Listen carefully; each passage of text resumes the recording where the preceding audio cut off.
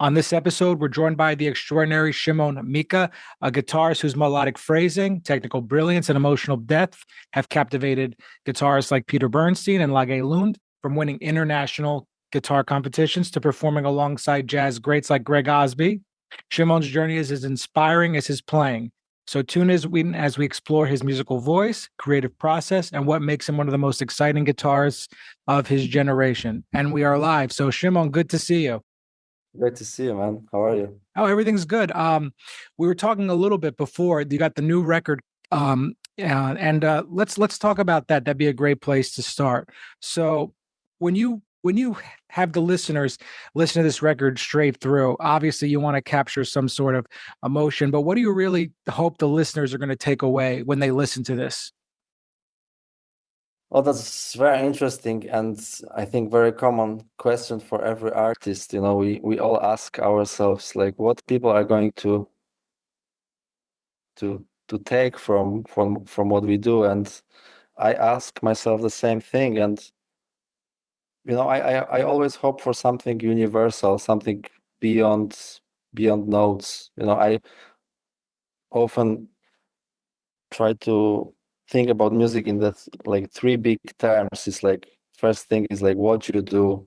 It's like very technical thing, and then it's like maybe the more important thing is like how you do it. So articulation and your sound, and the third factor is for me is always like why you do this and what's the message behind. And I believe like this can be something else for everybody. Like for yeah, different people might take something else. So yeah, I hope they get a little bit of you know of myself, my kind of inner world. And I think with this album actually I kind of get closer to how I want my music to be presented, you know, how I want it to sound like. I think like with this album I get close. You're getting close to the music that you hear you're internally, and then this way it's going to be it sounds like it's going to be a good representation for it.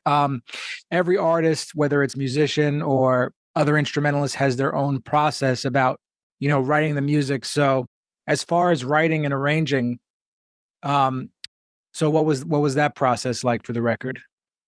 How long, just it's for how long did it take you to write all the music for it? I had some of the music prepared actually before, and I played it like last maybe 3 years, maybe 2 or 3 tunes from the record.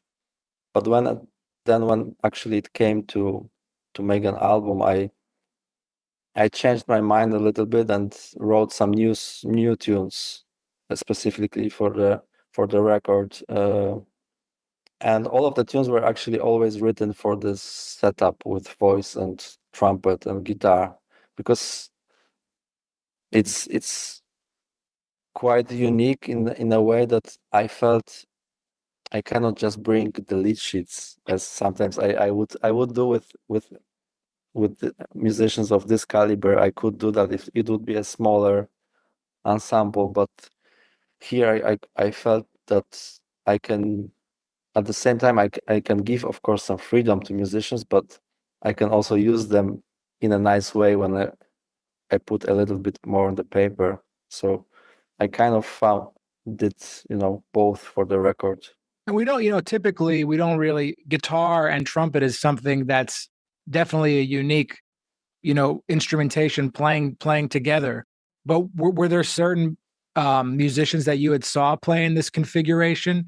Or when I think about guitar and trumpet, one of a record that comes to my mind is a Nicholas Payton album with Mark Whitfield on guitar, and Oh, it's something that's you know, it's definitely unique. So what inspired that specifically? well, I love. I mean, you know, jazz is trumpet is very much connected with jazz. So I always wanted to play with a good trumpeters, and actually I feel with every combination between different instruments, I tend to think it's more about who is playing the instrument rather than what is the instrument. And in this case, Oskar Torok is a Slovak trumpet player from Slovakia. His tone is just so beautiful that it was more about him and his tone that I had in my head, and I wrote songs based on this sound. So so it's very much about people with instrumentation, and with trumpet and guitar. I find a lot of beautiful examples. Now, first one that comes to my mind is also the record I used to listen to a lot by Kenny Wheeler, called Kind Folk, or Angel Song. I'm sorry, it's called Angel Song, an album for ECM. Dave Holland is playing there, and it's Kenny Wheeler and Bill Frisell on the record. So that's one of the examples when those two can work really beautifully. No, it made me also remember the Art Farmer album with Jim Hall, Jim Hall, which is such of course. such an important record. So let's bring it back just a little bit. Obviously, the guitar is, most people, if they're going to get started, they're not going to go to jazz right away. It takes a little bit of time. I mean, I've never heard anyone who just said, I'm going to learn guitar and then like I'm going to be a jazz guitarist from the get-go. So when did you decide specifically that was the direction you were going to go in as a musician? Actually, this was pretty early on with jazz, because my father is like an amateur jazz guitarist. So since I was a baby, I was playing drums with him. So I was into jazz, but not into jazz guitar yet. Although I was listening to a lot of jazz guitarists. And Like who were the first people you were listening to? actually, talking about Jim Hall, I have this remembering of listening to Michel Petrucciani's trio with Jim when I was a child. He was playing with Michel Petrucciani. So Jim Hall was actually one of the first. Wes, Joe Pass, I remember my father was listening to him. And then I stopped playing drums and I started playing guitar when I was 10. And I started, I got into rock music, of course, and very quickly into classical guitar.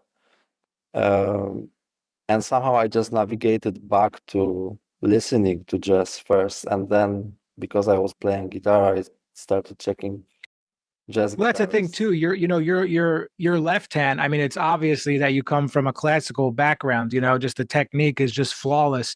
So, like when you studied classical, was it like the Aaron Shearer type method in the beginning and the Segovia scales, as far as classical goes?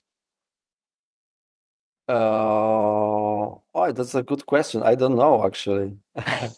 I was just studying with some really nice teachers, classical guitar teachers in music schools. In Poland, here we have few stages of music schools where you can study as a child, then as kind of teenager, and then music academy. So I touched a little bit of first two as a classical guitar player with my teachers, and yeah, I learned some classical guitar repertoire, played scales and all that. And actually very quickly I also started playing with the pick. I wanted to play with the pick, and I played also with the pick on the classical guitar, to the point where it was actually destroyed. I remember this. Oh yeah. No, but I mean, that's such a good foundation too. I mean, you're talking about your dad was a jazz guitarist and he could probably, even just help you out along the way, and just having these really good teachers, that it's just it's a strong foundation, like a supportive one, it sounds like. Yeah, I think so. And I'm lucky that my classical guitar teachers were really open for the music too. So once I got into improvising, they were actually very enthusiastic about that, which is not it's not so common with some of classical guitar. teachers, here at least. So I was very lucky with this part that they were very open and they actually convinced me to follow this path. I mean, I know nothing about the music scene in Poland, but is there opportunities for someone who really wants to play the music and have it in their heart? Can they make a really strong career for themselves? There's a supportive scene, or you kind of have Yes. to go around Europe, would you say? Yeah, the scene is very strong and very big here, actually. There's a lot of amazing musicians. Uh, of course, in Europe, the scenes are a bit closed in every country. They're It's closed. They're closed off. You said. they're a bit closed, yeah. Like Okay. what's happening in the country is mostly stays in the country, and it's like they separate units. I Oh play in wow. Europe as well with some European musicians. That's great, but it's something I wish for European scene. It would be like one big thing. Yeah, almost like the way the United States, or Exactly. That's my dream somehow, that it's one thing, but maybe because different languages, different countries, and all that. It's a bit more difficult, but on the other hand, we cooperate with many musicians, and I play around Europe as well, and the scene in Poland is also really good, and a lot of amazing players. Yeah. so as far as going to hear the music for the first time, was your first actual jazz concert that you saw? Was that in Poland, or was that in another country? That was here. Yeah, it was in Poland. Yeah. Actually, it's funny because we were a communistic country, so jazz was actually prohibited for a long time, but because it was prohibited, people really wanted to listen to it.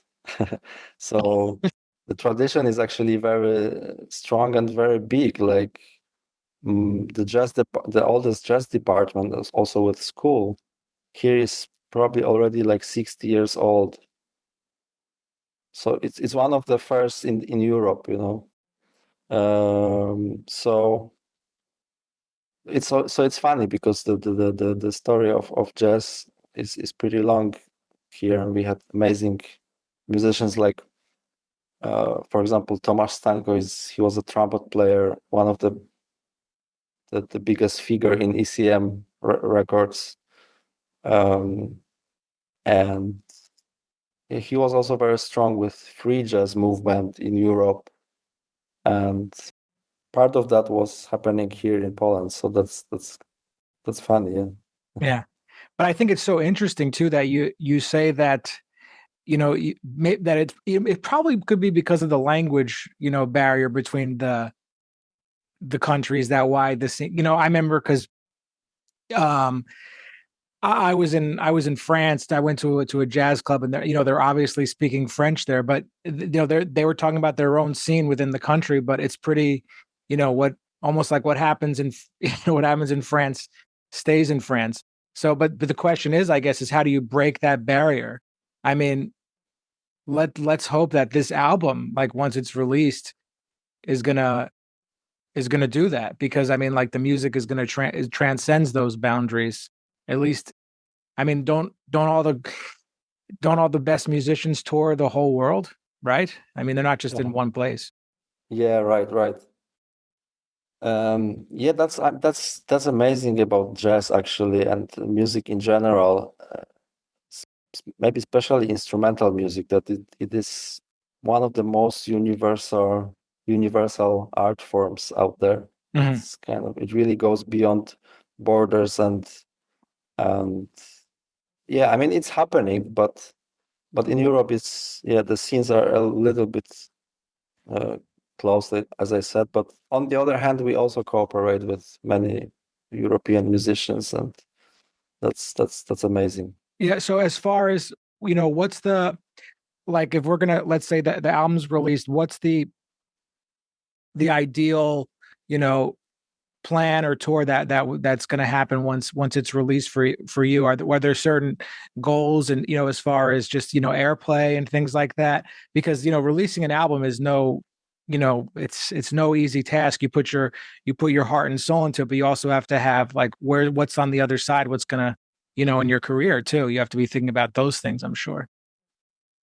Right. Yeah, that's a difficult part for if you want to be focused on music, it's like you never want to go to this other business world. The I, I'm business. co yeah, to the business. Yeah, it's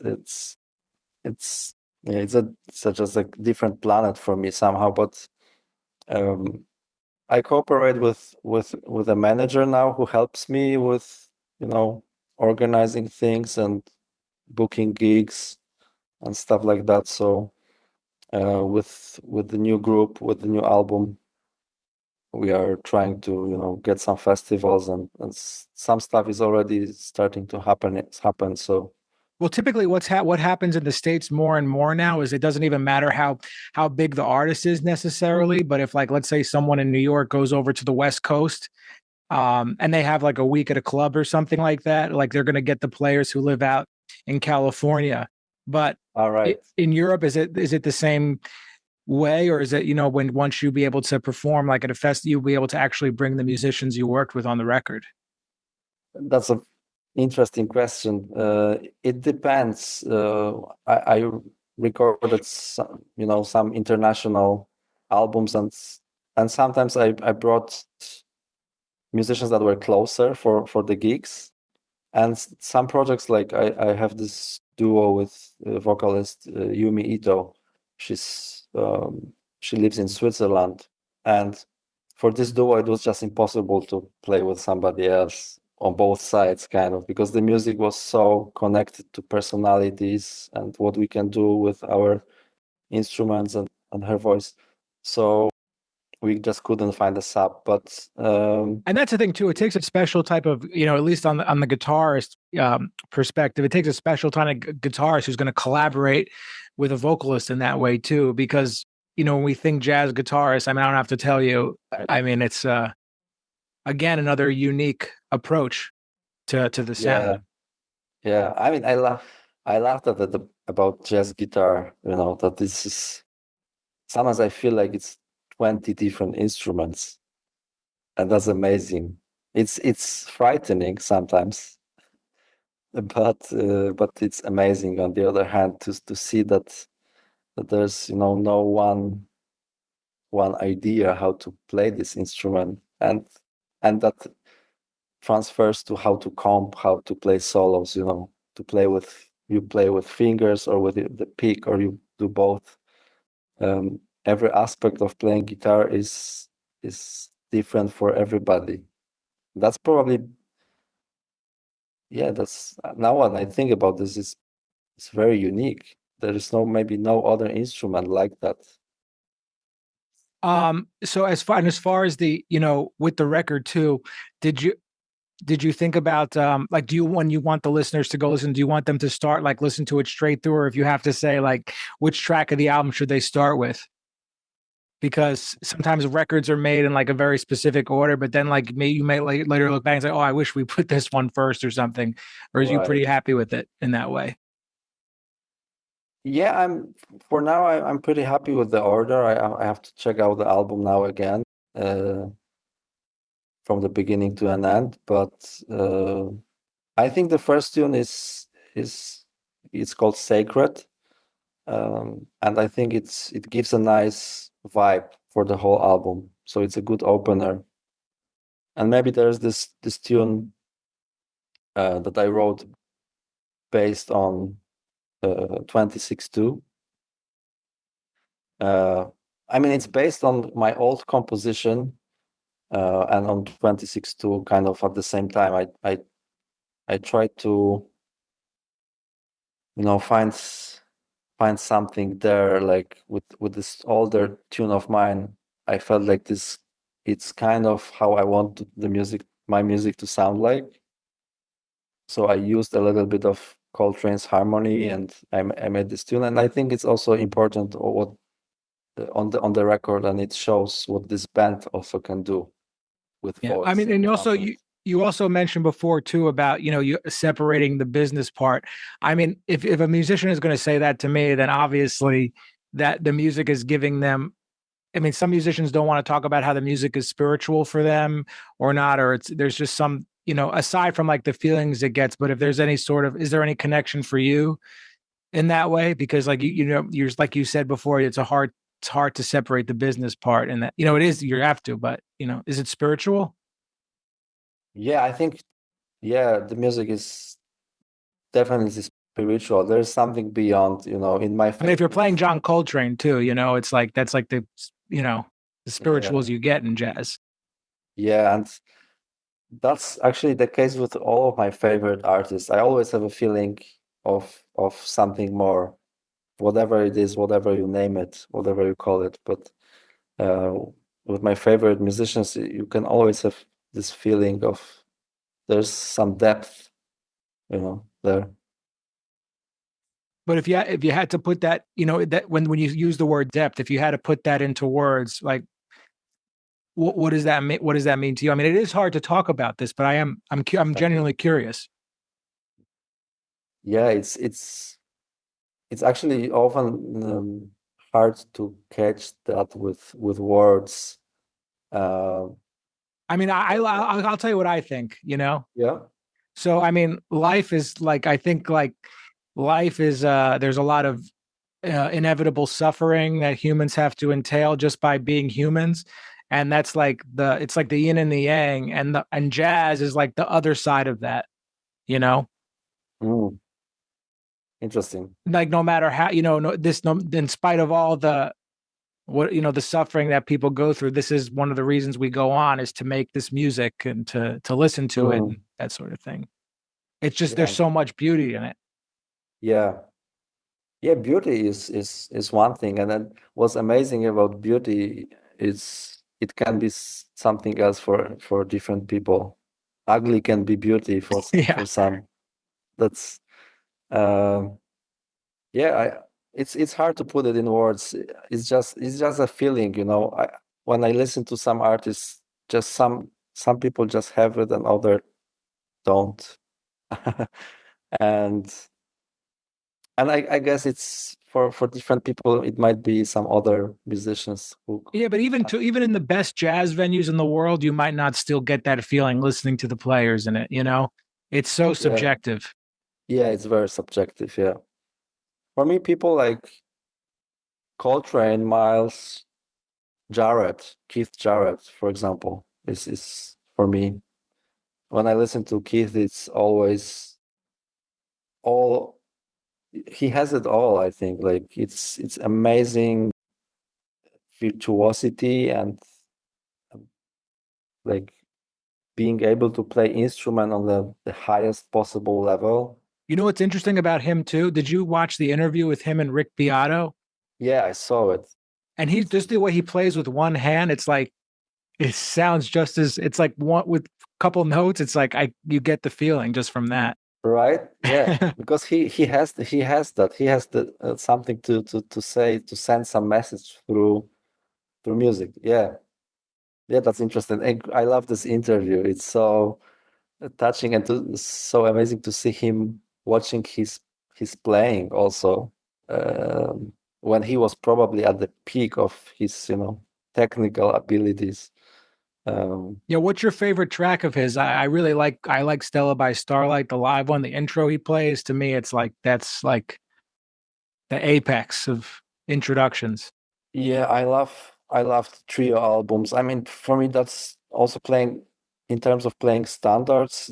This is one of my favorite mm, standards playing because there's so much history in there, but also a lot of personality and his voice somehow there. So I love how all the standards records.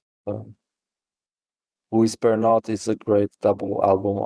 I love by the trio, and I love European quartet, like Belonging or Personal Mountains. Those are really beautiful records. Yeah. Yeah. No, this is great. I mean, it's such a pleasure to sit down and talk to you and learn a little bit, about the process behind it. So Likewise, man. yeah, where can everybody find the record and social media and website, all that stuff? If you just want to plug that.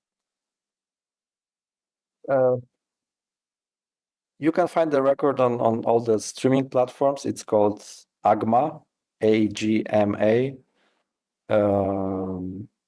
My name is Szymon Mika. Maybe Szymon is hard to write, but you can find it in the internet. SZYMON. And you can find it everywhere in the internet, on my YouTube channel and website and stuff like that. It will be out on April 24th. Yeah. Beautiful. No, thanks so much, man. Really appreciate it. Thanks, man. Great talking to you.